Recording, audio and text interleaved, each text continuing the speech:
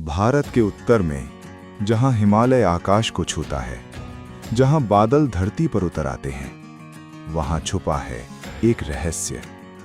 एक ऐसी घाटी जो साल के ज्यादातर समय खामोश रहती है, लेकिन मॉनसून आते ही रंगों में सांस लेने लगती है।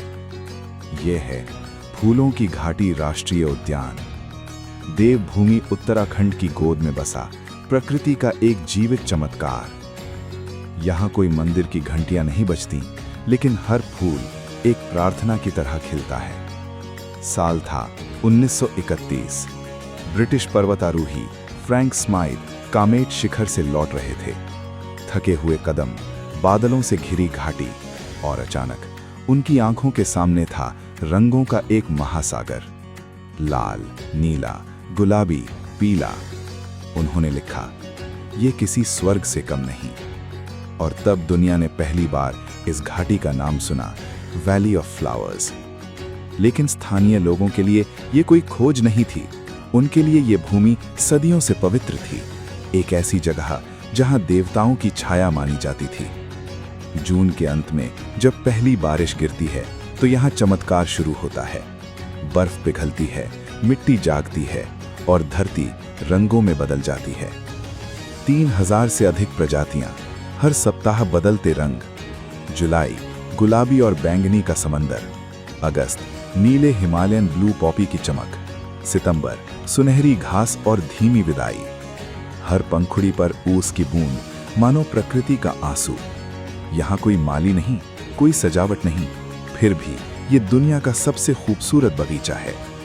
लेकिन ये सिर्फ फूलों की कहानी नहीं है, ये एक पारिस्थितिकी तंत्र है, नाजुक, संतुलित और जीवित।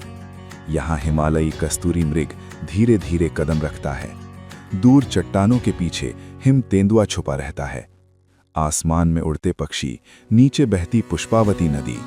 हर जीव इस संगीत का एक स्वर है। और इंसान, वो यहाँ सिर्फ एक अतिथि है। यात्रा शुरू होती है गोविंद घाट से। एक संकरी पगडंडी, घने जंगल, बारिश की बूंदें, 14 किलोमीटर की चढ़ाई। सांसें तेज होती हैं, कदम भारी, लेकिन हर मोड़ पर हिमालय एक नई झलक देता है।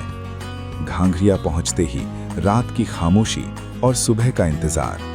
फिर जब पहली किरण घाटी पर गिरती है तो लगता है मानो स्वर्ग के द्वार खुल गए हों। लेकिन हर स्वर्ग की तरह ये भी नाजुक है। जलवायु परिवर्तन, तेजी से पिघलते ग्लेशियर, अनियंत्रित पर्यटन, हर प्लास्टिक की बोतल, हर लापरवाह कदम इस संतुलन को तोड़ सकता है। 1982 में इसे राष्ट्रीय उद्यान घोषित किया गया। 2005 में यूनेस्को विश्व धरोहर का दर्जा मिला। लेकिन असली संरक्षण कागजों से नहीं, हमारी सोच से शुरू होता है। प्रकृति को बचाने के लिए प्रकृति का सम्मान करना होगा। फूलों की घाटी सिर्फ एक जगह नहीं, ये एक एहसास है। ये याद दिलाती है कि जीवन हर साल लौटता है।